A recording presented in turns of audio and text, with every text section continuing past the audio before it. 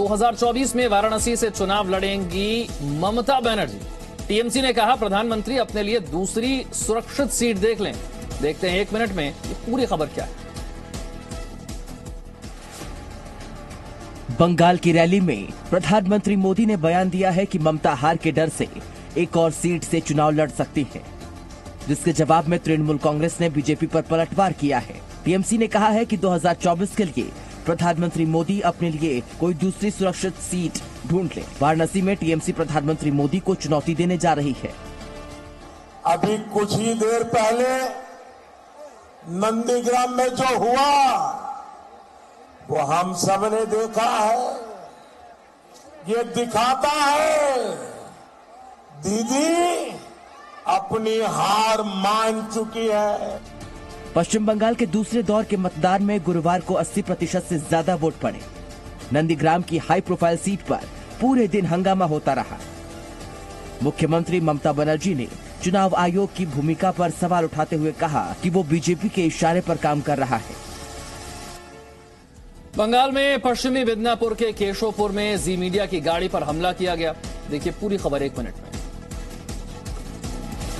ये तस्वीरें हैं बंगाल में पश्चिमी मिदनापुर के केशोपुर की। बांस डंडों से लैस उपद्रवियों ने स्कॉर्पियो को चारों तरफ से घेर लिया और कार पर लाठी डंडे बरसाने शुरू कर दिए। स्कॉर्पियो के साथ चल रही जी मीडिया की गाड़ी पर भी हिंसक भीड़ ने हमला कर दिया। हमले में कैमरामैन और गाड़ी का ड्राइवर घायल हो गए। करीब 150 की भीड़ ने जी मीडिया की टीम पर हमला कर दिया। हमले का आरोप तृणमूल कांग्रेस के कार्यकर्ताओं पर है। नंदीग्राम से बीजेपी उम्मीदवार शुवेंदु अधिकारी के काफिले में मौजूद मीडिया की गाड़ी को भी निशाना बनाया गया। चुनाव के दौरान हिंसा को लेकर शुवेंदु अधिकारी का कहना है कि बंगाल में जंगल राज है और 2 मई को ये जंगल राज खत्म हो जाएगा। जंगल राज है बेगम का जंगल राज। नंदीग्राम के शमशाबाद में भी वोटिंग के दौरान जबरदस्त हंगामा किया गया। टीएमसी के समर्थक और विरोधी हंगामा करते रहे। हंगामा कर रहे समर्थकों ने आरोप लगाया कि अर्धसैनिक बलों के जवानों ने उन्हें वोट देने से रोका, जिसे चुनाव आयोग ने सिरे से नकार दिया। बंगाल में तीसरे चरण के चुनाव के लिए आज अमित शाह और ममता बनर्जी की कई जनसभाएं होंगी। पश्चिम बंगाल में दूसरे चरण के चुनाव के बाद आज भी बंगाल में अमित शाह और ममता बनर्जी आमने सामने होंगे। दोनों अलग अलग समय एक ही इलाके के वोटरों को साधने के लिए मैदान में उतरेंगे। अमित शाह आज बंगाल में रोड शो के साथ साथ चुनावी जनसभा को संबोधित करेंगे। सुबह 11 बजे अमित शाह कूच बिहार के बड़ा कैमारी ग्राउंड में और दोपहर 12:30 बजे अलीपुर द्वार के सुभाषिनी टी गार्डन ग्राउंड में रैली करेंगे। दोपहर 3 बजे दक्षिण 24 परगना के बरुईपुर में और 4:30 बजे हुगली के आरामबाग ग्राउंड में रोड शो करेंगे। वहीं ममता दीदी अमित शाह को रैलियों से जवाब देने के लिए उसी इलाके में रैली करेंगी। ममता बनर्जी दोपहर 12 बजे कूच बिहार के दिनहाटा में, 12:40 पर तूफानगंज में और 1:30 में अलीपुर द्वार के फलकटा में रैली करके वोट मांगेंगी। बंगाल में 6 अप्रैल को तीसरे चरण का मतदान होना है। मध्य प्रदेश के मुख्यमंत्री शिवराज सिंह चौहान आज केरल के मिशन पर रहने वाले हैं, जहां उनके कई कार्यक्रम होंगे। केरल चुनाव प्रचार में बीजेपी ने मध्य प्रदेश के मुख्यमंत्री शिवराज सिंह चौहान को भी उतार दिया है। केरल में शिवराज सिंह चौहान 3 जनसभाएं और एक रोड शो करेंगे। शिवराज सिंह चौहान सुबह 11:40 पर बेपुर विधानसभा के लिए जनसभा को संबोधित करेंगे, जहां शिवराज सिंह चौहान बीजेपी उम्मीदवार केपी प्रकाश बाबू के लिए वोट मांगेंगे। दोपहर 1:30 पर शिवराज सिंह चौहान कोंगद विधानसभा में अपनी दूसरी रैली को संबोधित करेंगे और इस रैली को संबोधित करके वो बीजेपी उम्मीदवार एम सुरेश बाबू के लिए चुनाव प्रचार करेंगे। दोपहर 3:15 पर चेल्लाकारा विधानसभा सीट के लिए शजुमोन वट्टक्कड़ के लिए वो जनसभा को संबोधित करने वाले हैं और शाम 4 बजे नटिका विधानसभा चुनाव क्षेत्र में बीजेपी उम्मीदवार AK लोचनन के लिए वो रोड शो करेंगे। मध्य प्रदेश के मुख्यमंत्री शिवराज सिंह चौहान बीजेपी के लिए कई बार विधानसभा चुनाव में प्रचार का सफल संचालन कर चुके हैं। दिल्ली में कोरोना के मामले बढ़ने के बाद आज दिल्ली सरकार ने आपात बैठक बुलाई है। आज कई अहम फैसले लिए जा सकते हैं। दिल्ली में कोरोना के तेजी से मामले बढ़ने के बाद हालात बिगड़ने लगे हैं। गुरुवार को दिल्ली में कोरोना के 2790 नए मामले सामने आए। इस दौरान कोरोना से 9 लोगों की मौत हो गई। दिल्ली में कोरोना के कुल मामले 6,65,000 220 तक पहुंच गए हैं और 11,036 लोगों की अब तक कोरोना से मौत हो चुकी है। तेजी से बिगड़ते हालात को देखते हुए दिल्ली की केजरीवाल सरकार ने आज शाम 4 बजे आपात बैठक बुलाई है। बैठक में दिल्ली के स्वास्थ्य मंत्री सत्येंद्र जैन, स्वास्थ्य विभाग समेत दूसरे संबंधित विभागों के अधिकारी भी मौजूद होंगे। बैठक में कोरोना वायरस की बढ़ती रफ्तार को रोकने के लिए एक्शन प्लान, वैक्सीनेशन के मौजूदा हालात, कंटेनमेंट जोन और अस्पतालों के बेड प्रबंधन की तैयारियों की समीक्षा की जाएगी। मुख्यमंत्री केजरीवाल ने दिल्ली में बढ़ रहे कोरोना के मामलों को लेकर चिंता जताई है। कोरोना के बढ़ते मामलों को देखते हुए दिल्ली में अगले आदेश तक स्कूलों को भी बंद कर दिया गया है। सिर्फ 9वीं से लेकर 12वीं क्लास के बच्चों को pre board, mid term exam, annual exam, board examination, practical examination या फिर किसी प्रोजेक्ट वर्क के लिए ही स्कूल बुलाया जा सकता है। बीते 24 घंटे में मुंबई में कोरोना का रिकॉर्ड नए मामले सामने आए हैं। आज मुंबई के लिए कई अहम फैसले लिए जा सकते हैं। मुंबई में कोरोना के नए मामलों ने एक बार फिर नया रिकॉर्ड बनाया है, जहां एक दिन में 8,646 नए मामले सामने आए। इस दौरान कोरोना संक्रमण से 18 लोगों की मौत हुई है। मुंबई में कोरोना के कुल मामले बढ़कर 4,23,360 हो गए हैं। मुंबई में कोरोना के लगातार बिगड़ते हालात को देखते हुए आज कई बड़े ऐलान हो सकते हैं। मुंबई के सभी धार्मिक स्थलों को पूरी तरह से बंद किए जा सकते हैं। मॉल, सिनेमाघर भी पूरी तरह बंद किए जा सकते हैं।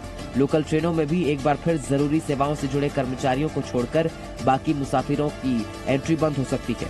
होटल 50% क्षमता के साथ चल सकते हैं। इसके अलावा प्राइवेट दफ्तरों को 2 शिफ्ट में चलाने का आदेश जारी किया जा सकता है। दुकानें और बाजारों को भी एक दिन छोड़कर खोलने का आदेश जारी किया जा सकता है। मुंबई की मेयर किशोरी पेडनेकर ने कई बड़े प्रतिबंध लगाने के संकेत दिए हैं। इसके अलावा जिस तरह कोरोना के मामले बढ़ रहे हैं, उसे देखते हुए संपूर्ण लॉकडाउन की आशंका से भी इनकार नहीं किया जा सकता। देश भर में कोरोना वैक्सीनेशन के तीसरे चरण की शुरुआत हो गई है, जिसमें 45 साल से ज्यादा उम्र के लोग वैक्सीन लगवा सकते हैं।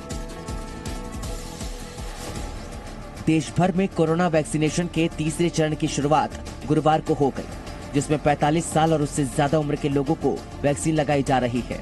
केंद्रीय मंत्री अनुराग ठाकुर ने भी वैक्सीन की पहली डोज ले ली।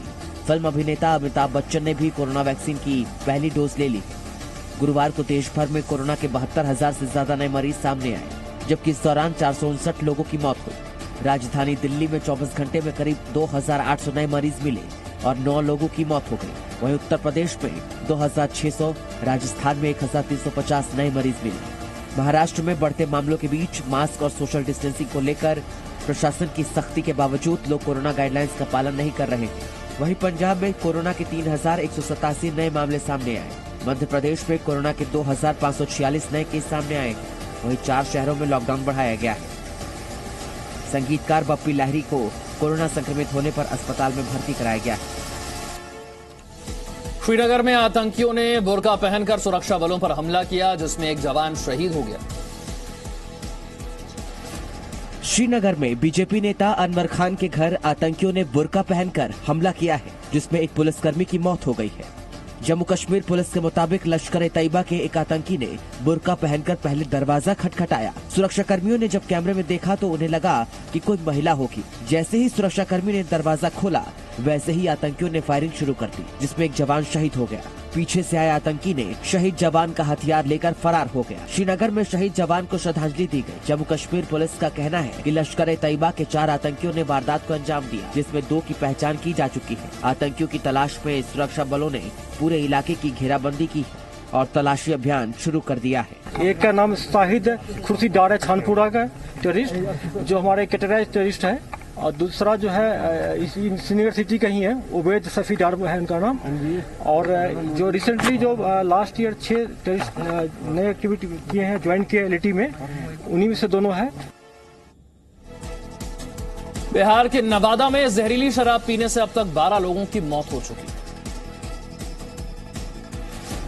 बिहार के नवादा में जहरीली शराब पीकर मरने वालों का सिलसिला जारी है। जहरीली शराब की वजह से लगातार दूसरे दिन भी लोगों की मौत का सिलसिला जारी रहा। गुरुवार को जहरीली शराब ने 2 और लोगों की जान ले ली। पुलिस ने शवों को पोस्टमार्टम के लिए भेज दिया है। नवादा में जहरीली शराब पीकर मरने वालों की संख्या बढ़कर 12 हो गई है। बिहार में जहरीली शराब से मौत के मामले पर बीजेपी के प्रदेश अध्यक्ष संजय जायसवाल ने बड़ा बयान दिया है। संजय जायसवाल के मुताबिक शराबबंदी की अनदेखी पर प्रशासनिक अधिकारियों के साथ साथ पुलिस अधिकारियों को भी तुरंत बर्खास्त किया जाना चाहिए। संजय जायसवाल के बयान पर विपक्ष ने निशाना साधा है। सरकार अपने पीठ को अपने से थपथपाती है कि हम शराब को बंद कर दिया, लेकिन शराब धड़ल्ले से बिक्री हो रही है और जो रसूखदार नेता हैं जो एनडीए के, वो शराब माफियाओं से मिले हैं। सत्ता पक्ष भले ये दावा करे कि दोषी को बख्शा नहीं जाएगा, लेकिन अक्सर छोटी मछलियां ही पकड़ी जाती हैं और जहरीली शराब से होने वाली मौत रुकती नहीं।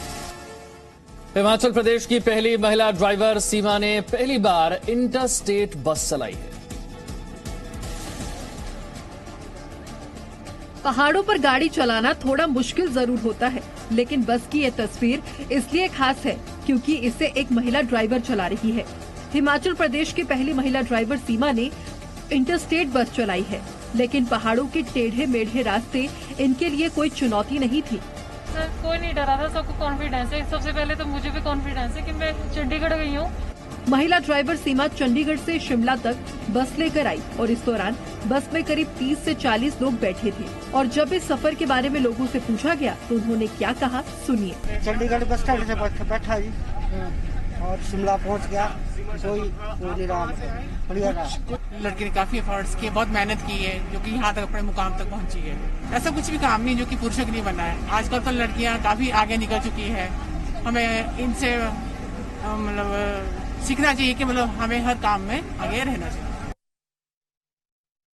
Presenting B News app available on Google Play and App Store. Download it now.